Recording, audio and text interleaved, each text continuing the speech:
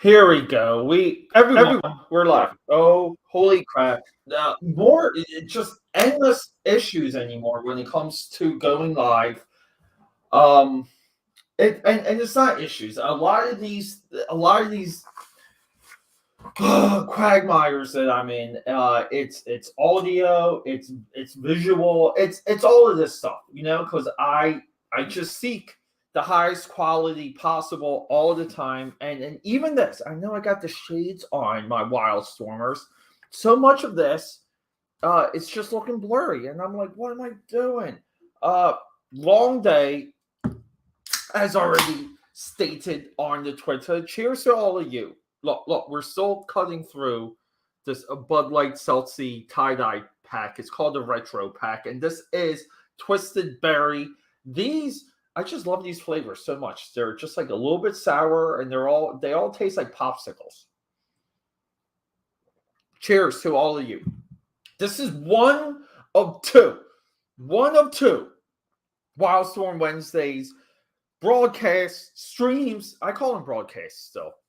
So who am I? Why you care? I'm Peter A. DeLuca. I can't say that I'm like a lifelong comic book fan because I skipped out for a while. I would say I'm a lifelong drawer and illustrator, and along the way, I've done comics. We're opening this up from the bottom. I would show you the entire box, but my address is literally all over the box. That's how my mailroom. This was a little bit smart. some guys that ship, they will put like an extra piece of cardboard right where the cut seams are, so that you don't damage the book. That was so freaking smart. Here we go. Do we anything there? Okay, so here we go, people. DV8. I just lost my train of thought there. Who cares? I'm excited. I'm so excited. We're just going to add a little umbrella to the drinky drink. Now, aka Patters, last night's draw stream did get canceled because I was trying to meet up with someone work-wise yesterday, and I go into the office and they're not there. This person, CFO, Chief Financial Officer, nowhere to be found. His secretary, or it's kind of like mobile secretary in a way. I'm sorry, I'm just trying to find a way to get into this. This thing is taped. Nowhere to be found. The secretary told me that a little bit of a emergency for him. So I reached back out. He didn't even have enough time to let me know. So I reached back out to him. The whole day unfolds. He doesn't get back to me till later last night. And it's like, boom, I just had to get on, not video chat, just like a lengthy conference call with him. So it blew it, but I thought I was going to have enough energy to do the stream eventually.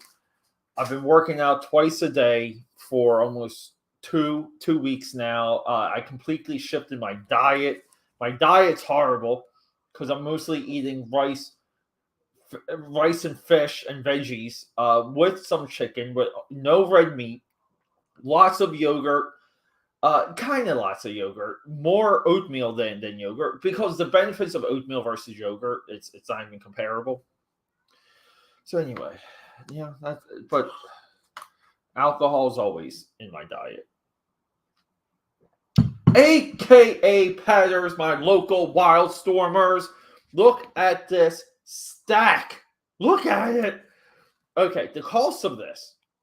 Let me do some bragging. The cost of this, roughly 75 cents per issue, and that's with shipping. That's with shipping factored in, 75 cents per issue.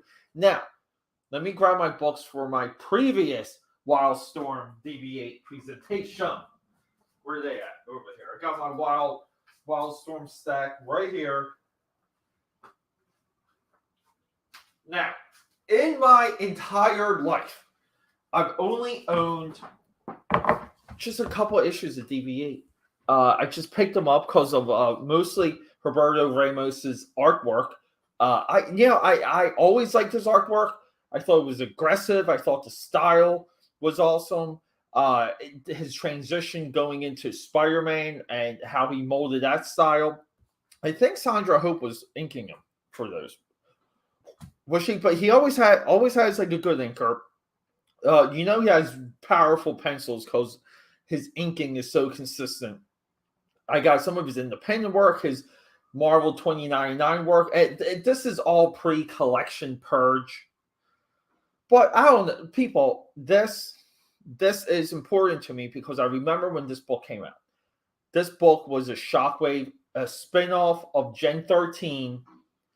Right? You don't get any bigger than that. Characters designed by Jay Scott and Jim Lee. And then, boom, you get Warren Ellis coming in hot. Look, Warren Ellis coming in doing the first run, so to speak, the first arc.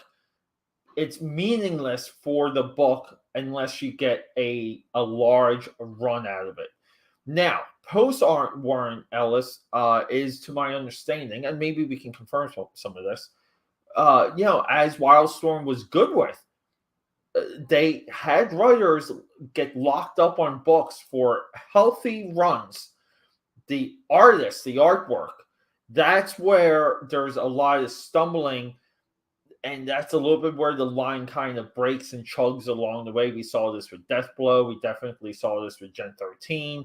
Tonight, we're going to see it because later tonight, guys, we're doing all 5 issues of all 5 number ones of Jim Lee's Wildcats, starting with right here. Okay? We're going to do 5 separate number ones. So, a part of Wildstorm Wednesdays is we chart this rise and fall. And it is a rise because this is the studio. This is the company created by the guy with the highest selling comic book of all time, still to this day, high selling single issue. So previously, we got the DV8 number 1 pack, all the and I put these in order too of how good the cover is. Roberto Ramos number 1. I think I would consider this cover being iconic, even though it completely covers most of the characters. Jim Lee number 2. Glenn Farby from we know him from the Preacher covers, number 3. Jay Scott, number 4. This was actually a poster. And then Adam Hughes, and the absolute second to the worst one, Kevin Nolan. The underwear for this, I'm mind boggled that the underwear is just so grandma looking. And this one, because we really don't know what's happening on this cover. But anyway. So we got the number 1 complete set there. Still affordable, still cheap. And here we go. I love that we got the Wizard 1/2 on top. I just want to do a quick flip through. Oh, look at these credits here. Who drew this? Yavion Kirby, who was consistent.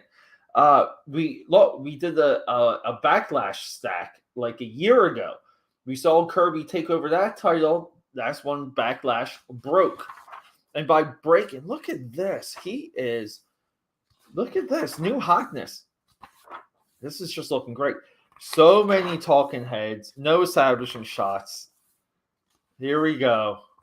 All the writing, and we get a level of storytelling with these Wildstorm books that it doesn't click. And here we go. Sketchbook. So we got Frostbite. I don't even know all their names. Johnny Werewolf, or was it Evo? Evo. Super cool. Oh, we got the certificate and Sublime. Great name for a case. Sublime, such a good name. Okay. Oh, now we got 2 of these. Very cool. All right. So we got issue 2. So here's the Ramos Ellis run. 3. Oh, Lopez. Whoa.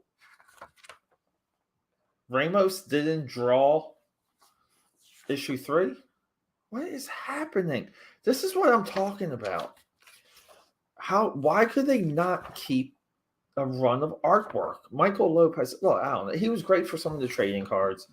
Back with Ramos, back with Ramos, back with Ramos.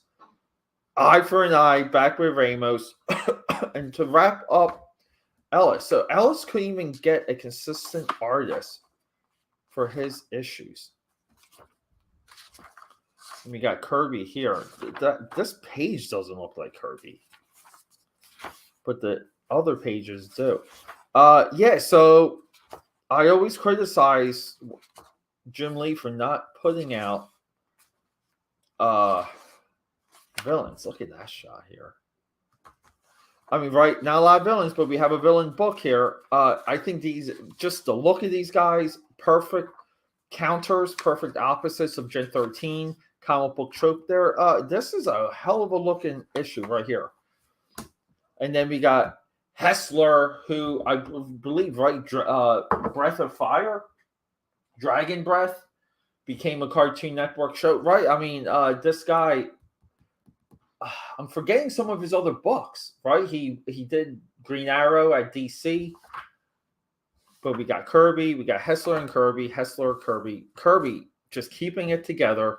And then we got Tom Rainey, who always came into this book. So they kind of did this thing where, oh, this is a preview.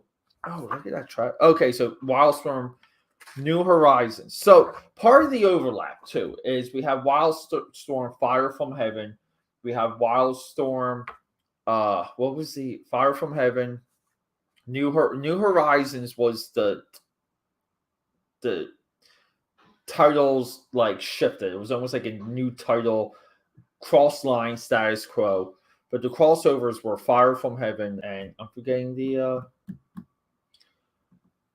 one. Jeez, two big crossovers. But anyway, this is also part of a interconnecting Charis cover.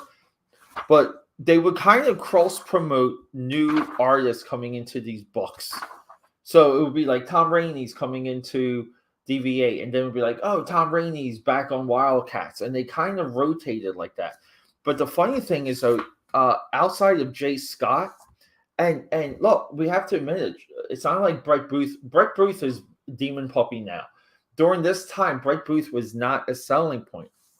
We got Hessler, more Hessler and Johnson, Al Rio from Gen 13, Hessler Rio. Wow, so this is like a singular vision. Oh, what? I had no idea Joe Mad even did any covers for anything for DV8. Al Rio, Workhorse, the Slipstream Prologue, and then here we go. Like, finally, took him 2 years to put Gen 13 in with DV8. Why? That makes no sense. Hester and Rio. Is this McGinnis? I mean, that girl looks like McGinnis, and so is that face. Oh, yeah, here it is. E equals MC square. Annual. Okay, so I'm not familiar with how many annuals there are. I would assume that there would be 2 or 3 annuals. And then we have DV8 Black Ops. The Wild Times. Do I have this one? I don't know. I'm kind of Kevin Altieri, animation director there. He's the guy that did the Do the Evolution video with Todd McFarlane. He's the one that directed the Gen 13 movie.